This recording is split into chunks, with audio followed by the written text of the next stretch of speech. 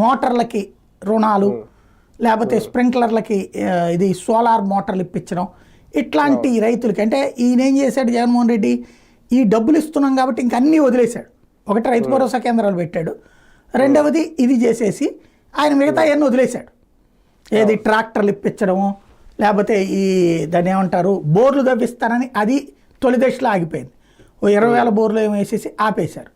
ఆ బోర్లు వేసి మోటార్ కూడా పెట్టిస్తానన్నది పక్కెళ్ళిపోయింది. ఓవరాల్గా రైతులకి మాట తప్పారు ఆయన. రెండవది వాళ్ళ దగ్గర నుంచి కల్లాల దగ్గరనే బియ్యం సేకరిస్తామన్నారు, తీసుకున్నారా? తీసుకోవాలి. కాబట్టి చెప్పిన మాటలో కొంత చేయగలిగాడు ఆయన. సంపూర్ణ సంతృప్తి కాక జనం వ్యతిరేకంగా ఓట్లేశారు. ఇప్పుడు మనం చెప్పిన దాన్ని ఎవరు పట్టించుకుంటారు, ఎలాగో మనం కొన్ని చేస్తాం కదా, లేదా చివరి 2 ఏళ్ళు ఇచ్చారనుకోండి కరెక్ట్గా, అదిగో మేమే ఇచ్చాం ఇప్పుడు ఆ మొక్క చెప్తారు రాబోయే రోజుల్లో. అదే కదా. కానీ ఈ ఉద్యమం ఈ పోరాట బాట తెలుగుదేశం పార్టీ ప్రభుత్వానికి ఎంతవరకు ఇబ్బంది తెచ్చిపెట్టేదిలా ఉంటుంది? ఆ తరహా ప్రిపరేషన్ చేసుకుందా వైసీపీ? అంటే దానికి ఫ్యూచర్లో ఎట్లా ఉంటుంది అనేటటువంటి చూడాలి. ఫస్ట్ సమస్యల్లా ఏంటయ్యా అంటే